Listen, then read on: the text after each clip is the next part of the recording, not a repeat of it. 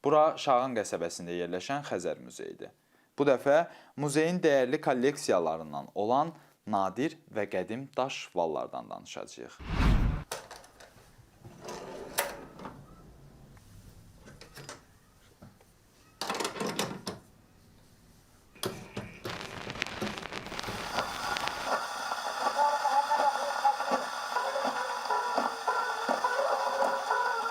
Bu möhtəşəm əsərləri dinləmədən əvvəl daş valın nə olduğunu öyrənək. Daş plastinkalar adətən 1950-ci illərə qədər çap olunurdu, yəni buraxılırdı və onların üzərində yalnız 2 mahnı olurdu. Bir üzü bir mahnıda, o biri digər üzündə isə digər bir mahnı olurdu və o mahnılarda adətən 2 və 3 dəqiqə ərzində, belə deyək də, ərəfəsində ifa olunurdu və ora yazılırdı.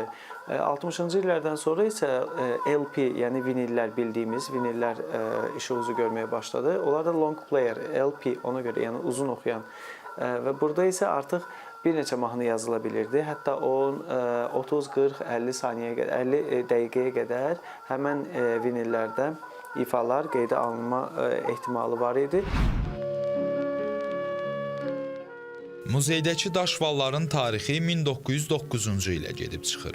Aralarında Cabbar Qaryağdıoğlu, Keçəçioğlu Məhəmməd, Məcid Behbudov və sair kimi görkəmli sənətkarların ifaları da var. Və bu ifaları heç bir internet resursunda tapmaq mümkün deyil. Kolleksiyamızda bəzi plastinkalar var ki, hansı ki onların səs yazıları geniş kütləyə o qədər də məlum deyil.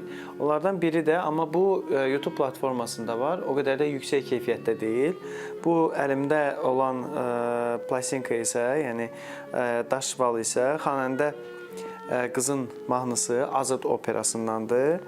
Cahangir Cahangirovun və ifaçı Rubaba Muradovadır. Hansı ki, Rubaba xanımın bu günə qədər fars dilində ifa elədiyi yeganə musiqidir.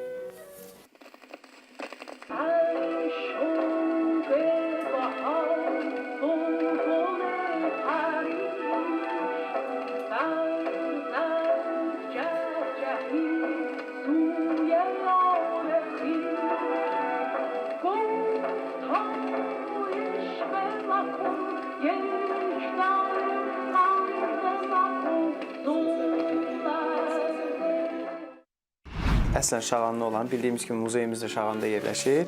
Əslən Şağanlı olan Bəbir Məmmədzadə, şair Bəbir Məmmədzadə və bəstəkar bizim görkəmli əməkdar incəsənət xadimi Adil Gərayın Boyun Qurbanı mahnısı, hansı ki biz onu Rubaba Muradovanın ifasında və digər belə deyək, müğənnilərin ifasında eşitmişik, amma Sara Qədimovanın ifasında onu sosial şəbəkələrdən eşitməmişik. İstərdim ki, bunu da dinlədək və oxutduraq.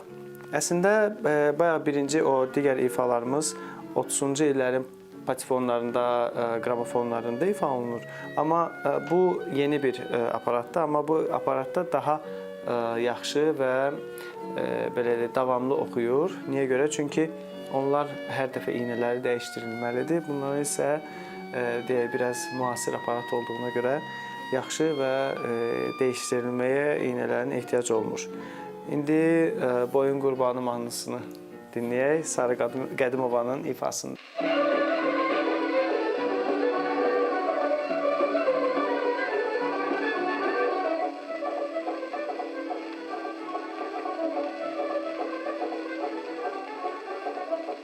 Gitme dayan boyun kurbanı yayama canım aman boyun kurbanı. Gitme dayan boyun kurbanı yayama canım aman boyun kurbanı. Kanın gözün karadır ay yanaklarına karadır. Kanın gözün karadır ay yanaklarına karadır.